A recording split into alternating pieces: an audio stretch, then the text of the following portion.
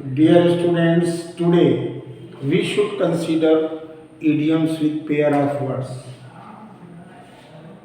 Idioms with pair of words.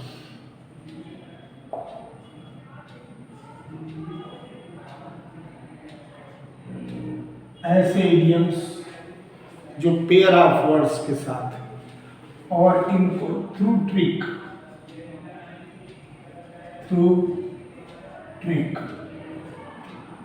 कैसे इसको solve करें, ध्यान से देखें। ऐसे इडियम्स जो पेयर में होते हैं, जैसे बैग एंड बैगेज। अब बैग एंड बैगेज में आप देखें, बैग एंड बैगेज में आप दोनों एंड से, एंड या आर से जुड़े होते हैं। ये पेयर ऑफ वर्ड्स जो है एंड से या आर से जुड़े होंगे, जुड़े रहते हैं। और इसको समझिए, सबसे महत्वपूर्ण जो हम कहते हैं बैग एंड बैगेज, तो इसका मतलब है कि थैला बैगेज यानी सामान।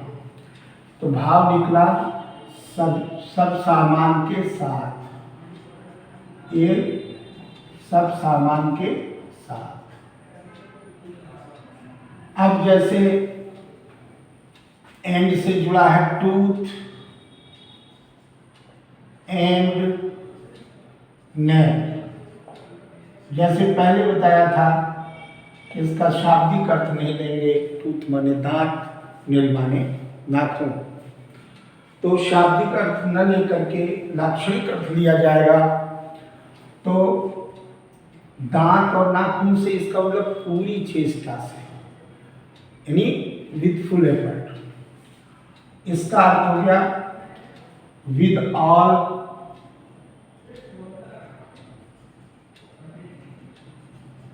आर्टिकल्स,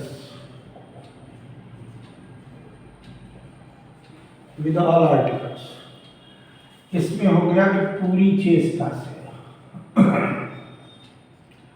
क्योंकि नाखून से लेकर दांत तक का इसमें उल्लेख है और ये पेयर है। तो इसका हो गया विद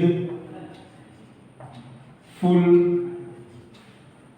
एफर्ट, यानी पूरी प्रयत्न से, विद फुल एफर्ट। तो जितने भी इस प्रकार के होते हैं जो एंड से जुड़े हों या आर से जुड़े हों, पार्ट एंड पार्सल। अब देखिए, इसमें भी उसका पार्ट है, पार्सल भी उसी का पार्ट होता है, यानी दोनों अलग नहीं होते। कोई भी पार्ट है और उसको कहा गया पार्सल, यानी जो हिस्सा है और वो पार्सल है, यानी पैक्ड हो गया, तो वो उसका अभिन्न अंग है। उसको कहते हैं अभिन्न अंग। भाव क्या निकला? अभिन्न अंग। नाम है पार्ट एंड पार्सल। पार्ट माने हिस्सा, पार्सल जो किया जाता है, लेकिन शाब्दिक अर्थ न लेकर लाक्षणिक अर्थ, मतलब जो अलग हो ही नहीं सकते, तो उसको हम कहते हैं इंटीग्रल पार्ट। इंटीग्रल पार्ट, अभिन्न, ये भाव आता है। किसी चीज का कोई अभिन्न अंग है। तो अब जहां जहां, जैसे व्हील एंड ओ, अनेक व्हील एंड ओ, ये सब एंड से जुड़े। इसका मतलब सुख दुख, व्हील माने सुख और ओ माने दुख। तो सुख और दुख, ये इसका भाव हुआ। अब आप कहेंगे कि इसमें तो सीधे सीधे अर्थ ले लिया, लेकिन इसका अर्थ ये हुआ सुख और दुख का, कि भाई सुख और दुख का मतलब कि जो समान स्थिति में रहने के लिए, सुख और दुख में, यानी जो हैप्पीनेस है यानी प्लेजर है, और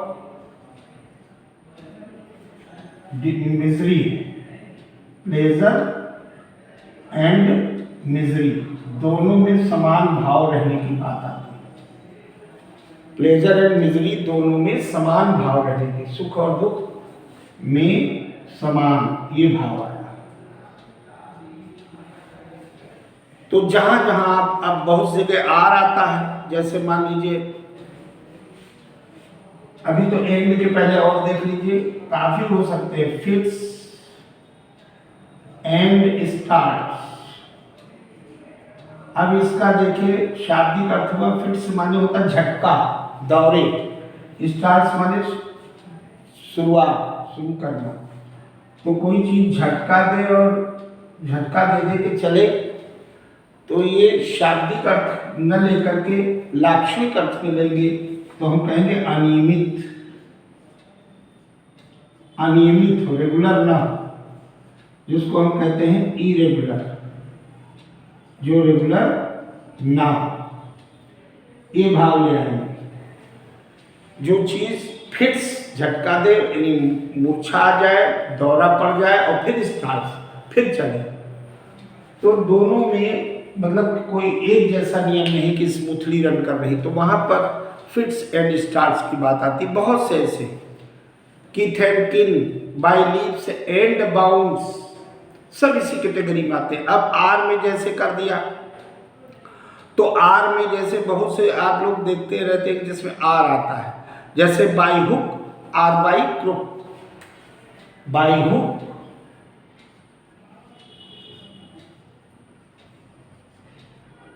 आर बाय क्रुक।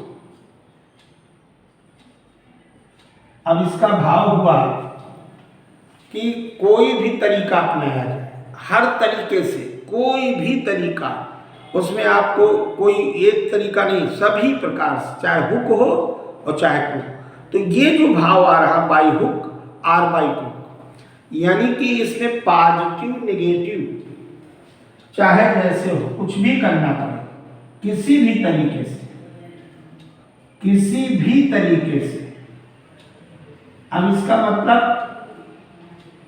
जो आपको करना है, चाहे उसमें आपको कुछ उसको हुक फंसाने का भी, ठगने का, चाहे उसको अपने चंगुल में किसी भी तरीके से फंसाए, तो बात आएगा किसी भी तरीके से, जो है इसका अर्थ हुआ, मतलब किसी भी तरीके से उसको हथियार, उसको पाल, किसी भी तरीके से प्राप्त करने के अर्थ में आ गया। चाहे वो पॉजिटिव तरीका हो चाहे नेगेटिव हो, दोनों बातें आते हैं। पॉजिटिव वे हो या नेगेटिव वे हो, दोनों माने जाएंगे। इसमें दोनों ले लो, पॉजिटिव हो चाहे नेगेटिव हो, तब इस प्रकार की स्थिति आती है। अब ये सारे पेयर आप देख रहे हैं कि एंड से जुड़े और कुछ आर से जुड़े, ऐसे पेयर, इडियम्स विद पेयर, जिनमें कंपाउंड भी इडियम्स इनको कहते हैं। इनमें कंपाउंड इडियम्स भी इनको कह सकते हैं। कोई भी ले लीजिए, जैसे हमने कहा वियर एंड टियर, ये काम बहुत जरूरी है, इनका प्रयोग प्रायः बहुत पूछा जाता है। अब वियर का अर्थ होता है धारण करना, टियर का अर्थ होता है, टियर का मतलब फाड़ना, और टियर्स आंसू को कहते हैं। तो वियर एंड टियर, अब जो चीज फट गई और उसको धारण करना है तो उसमें कमी आएगी, तो उसको हम कहते हैं क्षय, यानी डिक्लाइन कहते हैं। क्या कहते हैं? डिक्लाइन। उसमें क्षय आएगा, उसमें कमी आएगी। कोई भी आर वाला ले लीजिए, हमने कहा rhyme or reason, rhyme or reason. अब देखिए इसमें राइम तो कहते हैं कविता को, लय को रीजन माने कारण, लेकिन दोनों का मतलब लय और कारण अर्थ कारण से ही आएगा, कारण ही अर्थ आएगा दोनों का, क्योंकि आर लगा है, राइम अथवा रीजन। जहां आर आता है और आर के आप बहुत से वाक्य करते आए हैं। अब जैसे रैंक एंड फाइल, एंड का रैंक और एंड फाइल। अब आप इसको देखिए कि रैंक माने स्तर, फाइल माने उसकी प्रोफाइल। तो किसी भी व्यक्ति की एक उसका सामाजिक स्तर होता है, एक उसका प्रोफाइल होता है। तो इसको हम कहते हैं सामान्य व्यक्ति, सामान्य व्यक्ति को कॉमन मैन, यानी क्या हो गया कॉमन मैन, उसको रैंक और फाइल कहते हैं। ये नहीं कि रैंक और फाइल, क्योंकि उस व्यक्ति से लाक्षणिक अर्थ में लिया जाएगा कि वो रैंक किस समाज में किस स्तर का है, उसका अपना वजूद क्या है, तो उस सामान्य व्यक्ति के अर्थ में आएगा। कोई भी और आप बोल सकते हैं, जैसे हमने कहा odds and ends, odds and ends. अब देखिए इसका शाब्दिक अर्थ हुआ ऑड्स माने विषम, एंड्स माने समाप्ति, लेकिन लाक्षणिक अर्थ लेंगे जो कोई भी चीजें सभी नहीं लेंगे, मतलब उसमें दोनों चीजें लेंगे, विषम भी है और अंत भी है। तो हम फुटकर चीजों को लेंगे, फुटकर चीजें जैसे जिसको हम अवशिष्ट चीज भी कहते हैं, जैसे इसको अवशिष्ट भी कहते हैं, अवशिष्ट माने जूठन जो बचा हुआ है, या इसको एक हम अर्थ कहते हैं फुटकर पदार्थ, मतलब जो शेष है, ऑड्स एंड एंड्स में जो शेष है, जो रिमेनिंग पार्ट है। दूसरा दो अर्थ है, फुटकर पदार्थ माने जो रिटेल में है, यानी कि कई प्रकार की चीजें इसमें आ जाता है, कई प्रकार की चीजें आ जाती हैं, कई प्रकार की वस्तुएं, ये भाव आ गया। जो अवशिष्ट है, कई प्रकार की वस्तुएं जो बची हुई हैं, ये भाव आता है। और इस प्रकार से हम इन सब चीजों को इसके द्वारा, अब जैसे हमने कहा स्टफ एंड नॉनसेंस। अब स्टफ माने होता सामग्री और नॉनसेंस माने जो बेकार हो, बेमतलब की हो। तो जो चीज स्टफ कहेंगे, स्टफ, और फिर कहा गया एंड से जोड़ दिया नॉनसेंस। नॉनसेंस माने जिसका कोई अर्थ न हो, तो जो अर्थहीन है, नहीं बेकार, व्यर्थ, उसको हम व्यर्थ कहेंगे, बेकार कहेंगे। तो हम उसको कहेंगे कि जो चीज बेकार है, व्यर्थ है, स्टफ एंड नॉनसेंस, यानी कि कोई उसका यूज नहीं है, यूजलेस है, अनइम्पॉर्टेंट है, ठीक है, और निष्प्रयोज्य है, उसका कोई मतलब नहीं। तो ऐसी चीजों को आप लिख करके जब करेंगे तो निश्चित रूप से, अब हमने कहा रूट एंड ब्रांच आया, रूट एंड ब्रांच। अब रूट माने जड़ और ब्रांच उसी का पार्ट है। तो रूट जड़ से और शाखा से, यानी सब कुछ न पूरी तरीके से, पूर्ण रूप से, इसका भाव आया जड़ से पूर्ण रूप से, या आमूल चूल परिवर्तन ऐसे कह सकते हैं। आमूल जो कहते हैं ना कि we should try to amend it with root and branch. आमूल चूल परिवर्तन के लिए आता है, आमूल चूल परिवर्तन, यानी कि उसमें भारी परिवर्तन लाना, रूट। और रूट एंड ब्रांच में ये आ जाता है कि पूरी तरीके से इरेडिकेशन कर दीजिए, डिकेट करना है, उसको इरेडिकेशन हो जाएगा। इस प्रकार से ये जो चीजें आती हैं ये इडियम्स में।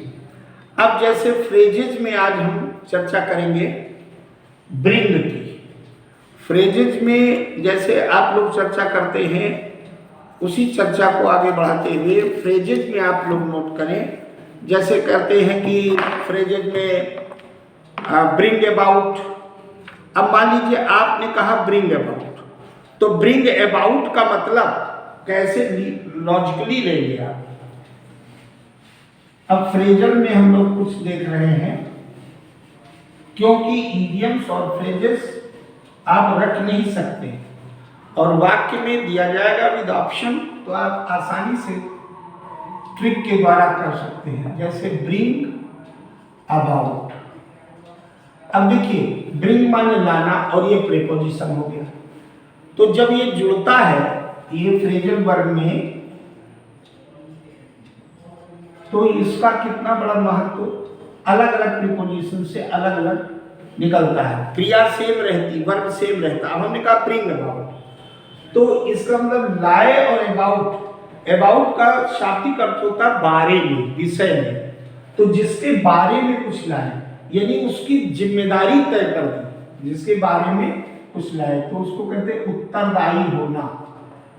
अब जिसके बारे में कुछ लाए यानी जिसको कुछ सौंपा काम, तो क्या कहना है उत्तरदायी होना, यानी बी रेस्पॉन्सिबल।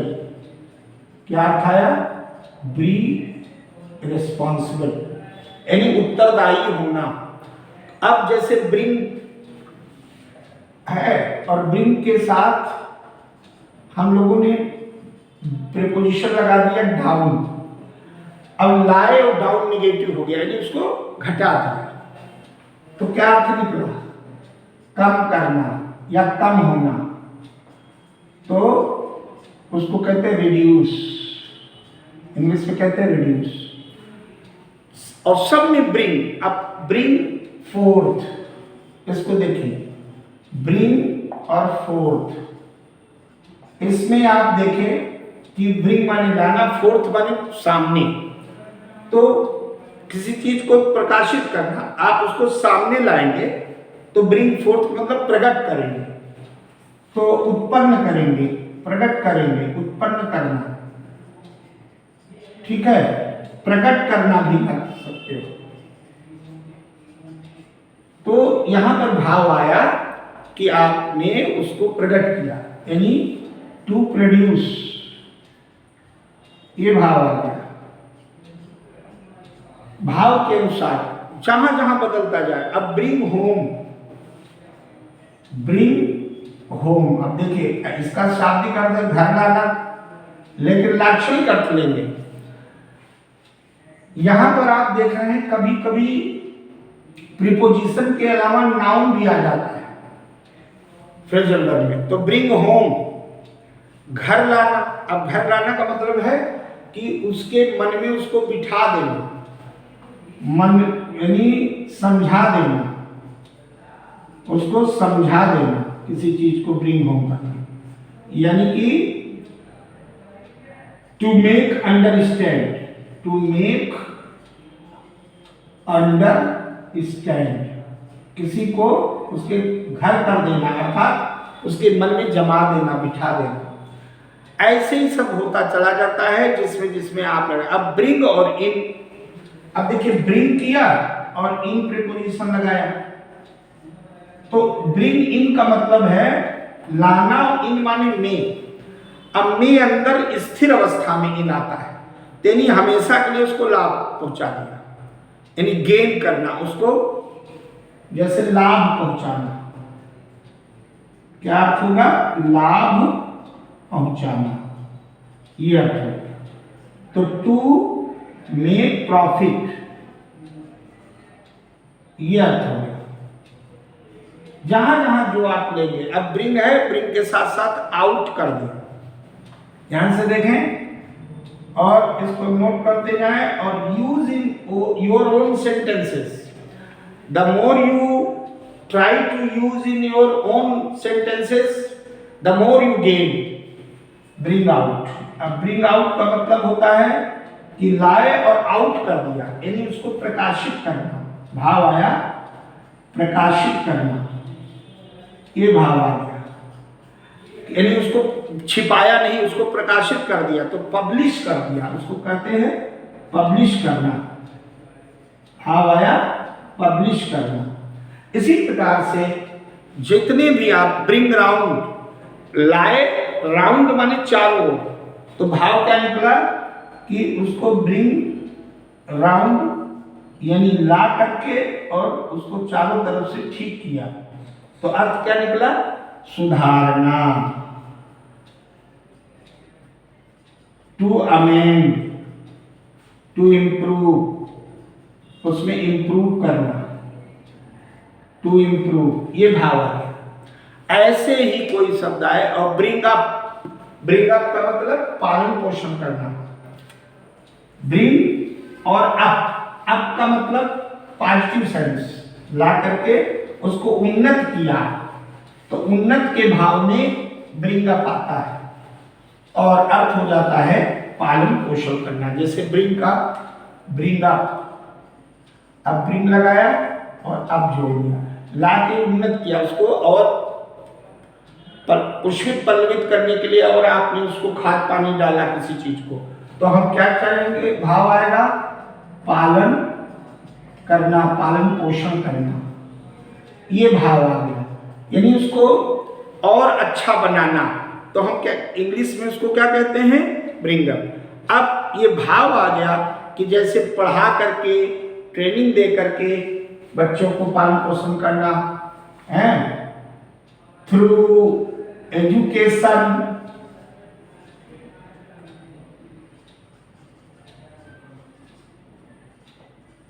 है ना, और and other way, and through other way,